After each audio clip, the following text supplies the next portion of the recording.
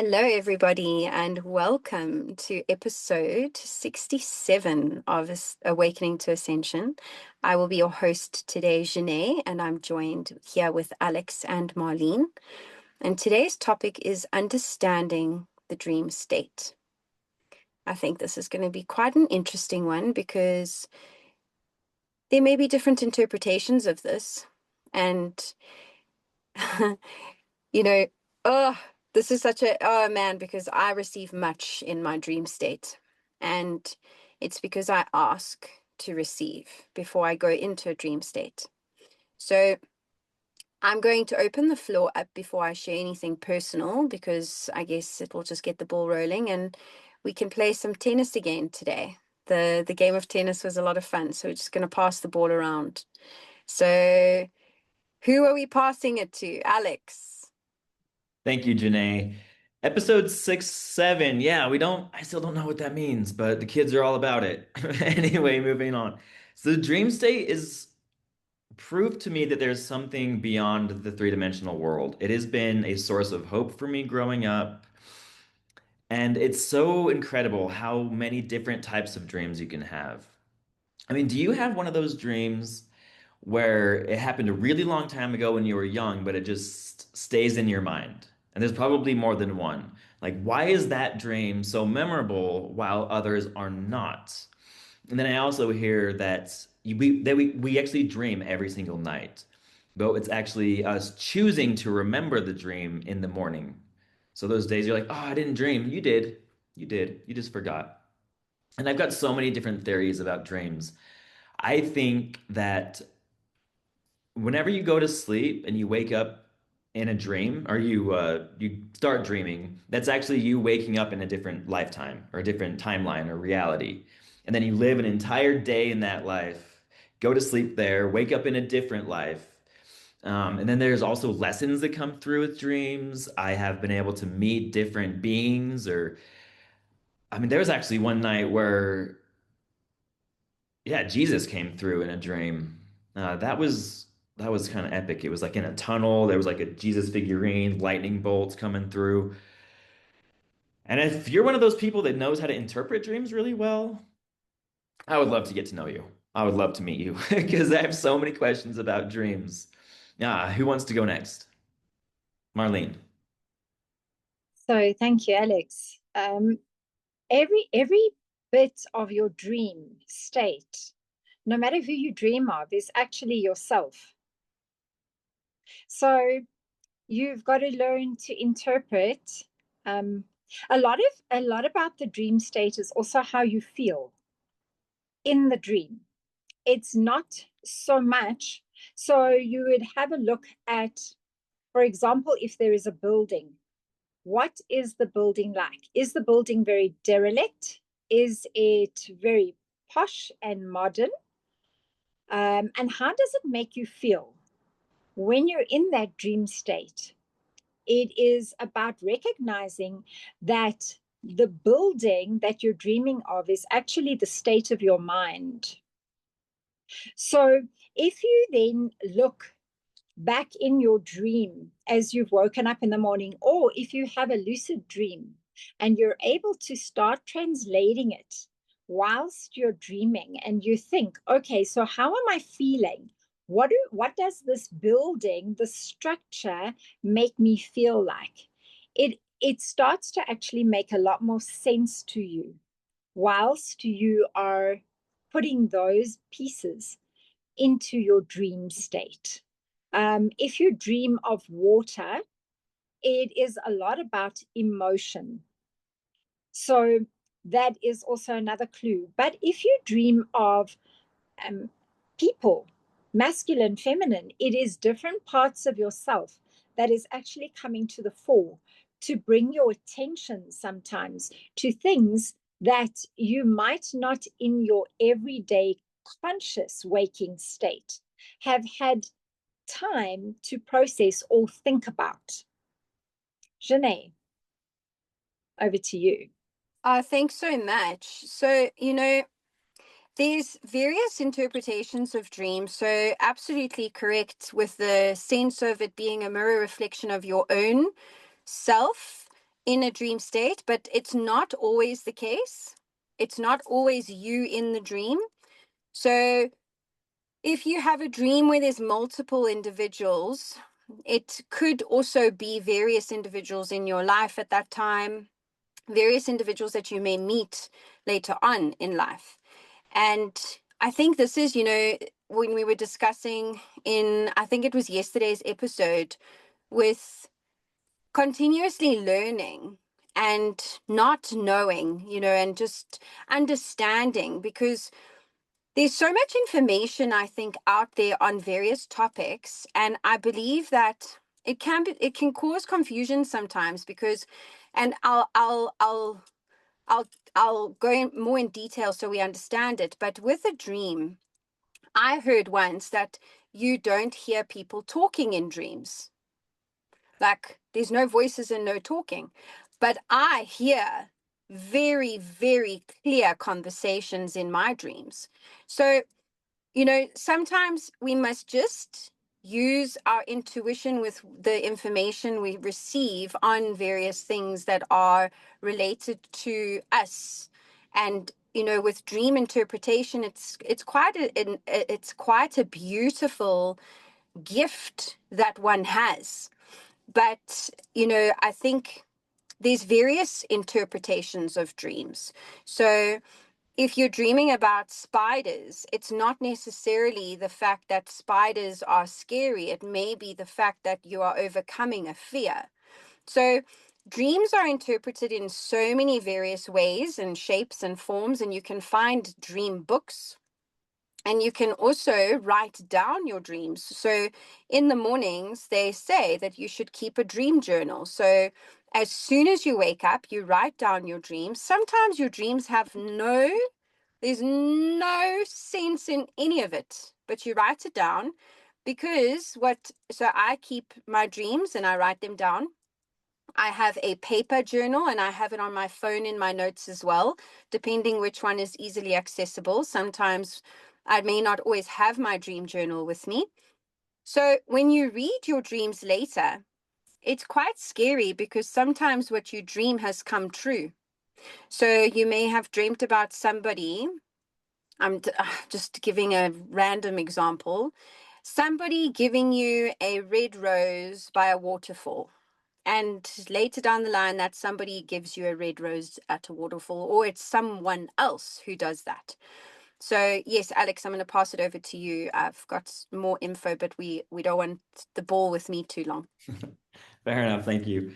Yeah, I think it's so remarkable how symbolic dreams are, right? So, like, your conscious mind might not understand it, but your subconscious mind does. And Janae is absolutely right. So, if you have a dream journal, that will not only affect you to have more vivid dreams and it'll increase your ability to have lucid dreams, which is like being able to be in control of your dream. But when you have those dreams where something happens, you can't make any sense of it, and then down the road it actually happens, I'm also wondering how much that plays into deja vu, right? Because like you've been there, you feel it, but you can't remember exactly where it was or when it was, but you're like, I've been here before. Like that could have just happened in a dream. And what I love about the dream and the symbolism in there is it is like a riddle or a puzzle to figure it out. And being like, what does it mean? What does it mean? And this is also where you can tap into your intuition. So like the moment you wake up and you're like, wow, that dream was nuts, and you just ask yourself, what did it mean? Generally, the first thing that comes to mind is like what its intention was, what its message was for.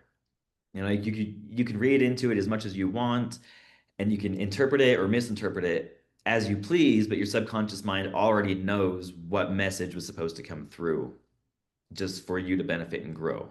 Yes, Marlene. Yeah, so the dream state can be like the frontier where the subconscious mind and the universal fields actually meet. And if we look at it like that, then when we sleep, there's almost like a watchman that comes in as the brain. And then we allow our consciousness to move through the different layers of the reality that we're actually experiencing. So that's also a different way of looking at what is happening in the dream state. And certainly it's very powerful to keep a dream journal and to start tracking your dreams. I remember a dream very, very, very vividly, which I had over and over and over when I was a little girl. And it was exactly as you say in the beginning, Alex.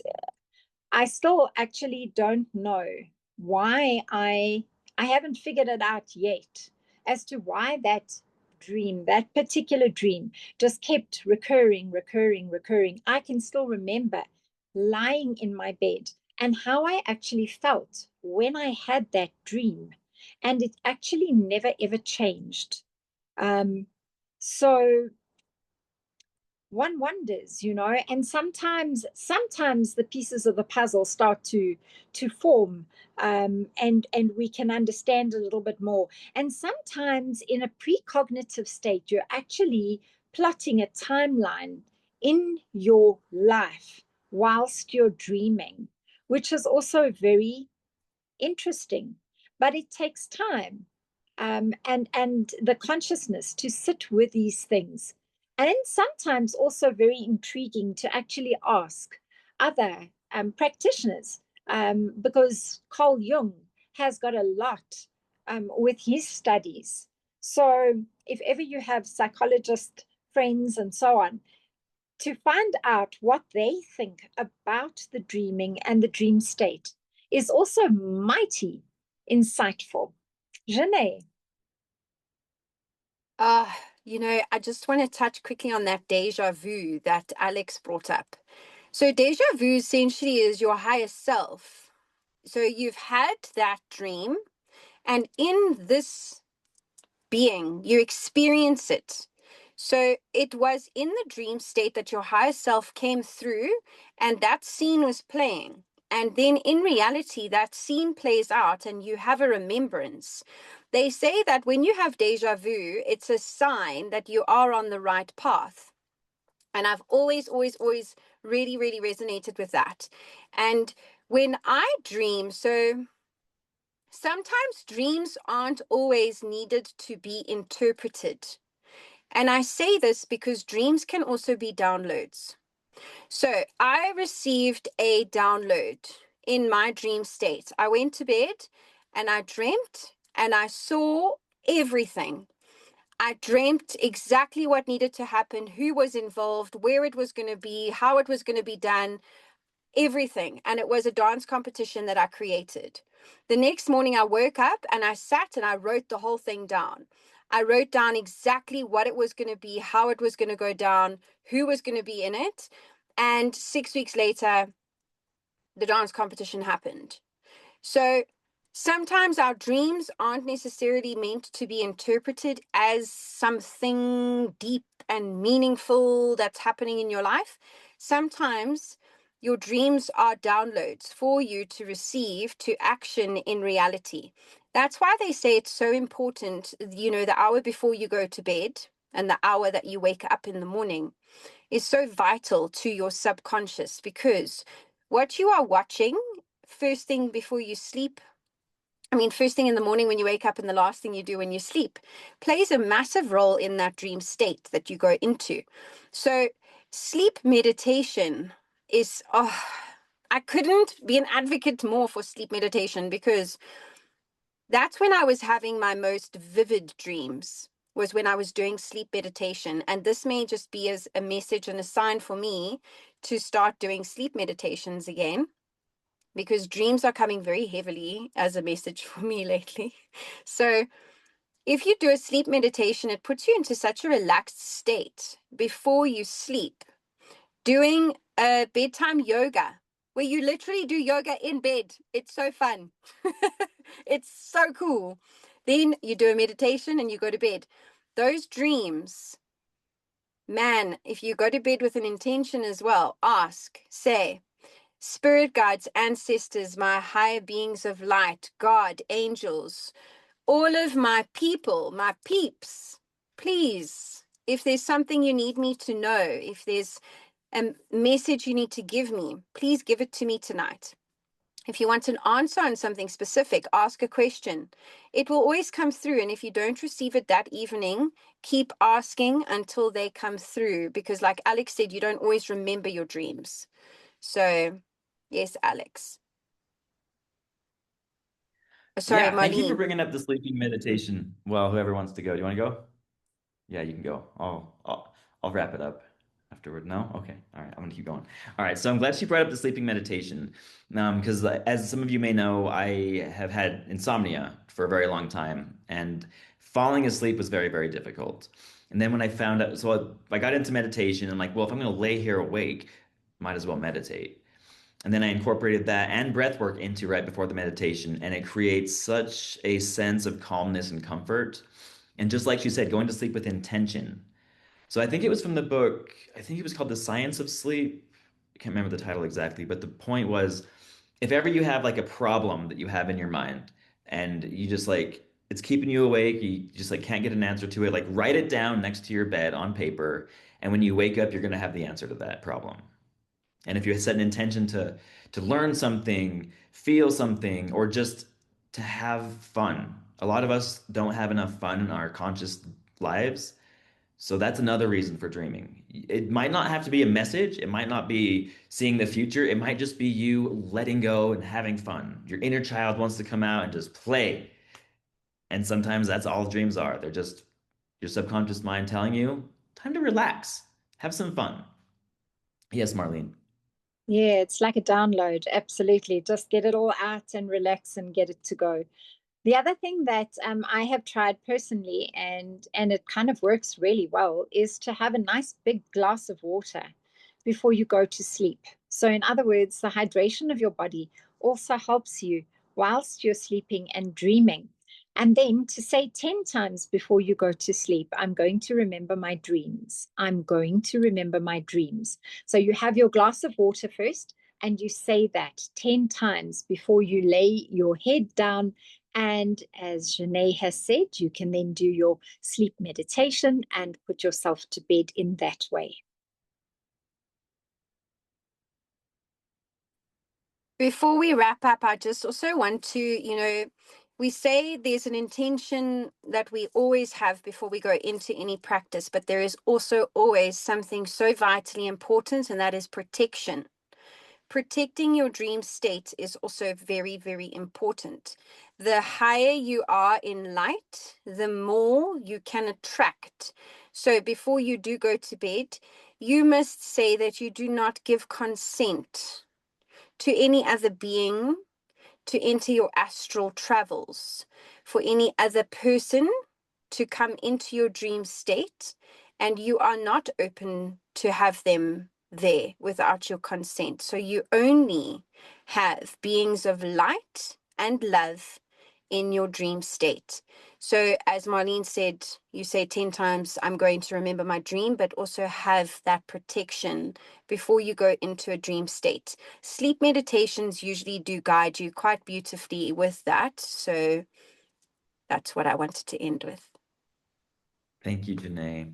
I also did, before wrapping up, well, as I wrap up, I want to mention what Marlene was saying about setting that intention and saying that, repeating that I will remember my dreams. And in the event you wake up and you don't remember your dreams and you have a dream journal, it's best to write in there, I chose not to remember my dream last night. It's not that I didn't dream, it's because some part of your conscious mind chose not to, that accepts accountability. It tells your brain that, yeah, I would like to remember my dreams next time. So that'll make it more vivid. So thank you so much for watching. Please put in the comments what your most vivid dream was and what it means, what it meant to you. Don't forget to like and subscribe. Thank you for watching, and we'll see you next time.